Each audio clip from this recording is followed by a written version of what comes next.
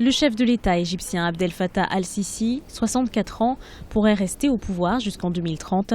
Le 16 avril, le Parlement égyptien a voté un projet de réforme constitutionnelle qui prévoit une extension du mandat présidentiel de 4 à 6 ans, le prolongement du mandat présidentiel de 2 ans et la possibilité d'un troisième mandat en 2014.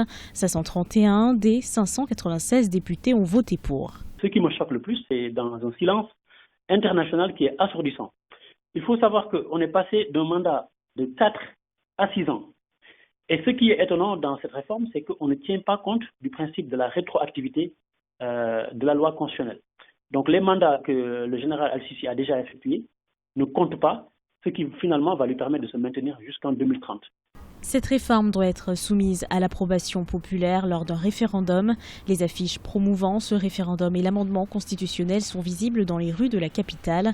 De son côté, l'opposition dénonce une répression menée à son encontre pour l'induire au silence. La petite alliance d'opposition, le bloc 25-30, a appelé les Égyptiens à rejeter cette révision. Cette réforme proposée par le président Abdel Fattah al-Sisi est une véritable dérive autocratique et l'on ne peut que dénoncer les arrestations arbitraires des principaux leaders de l'opposition démocratique.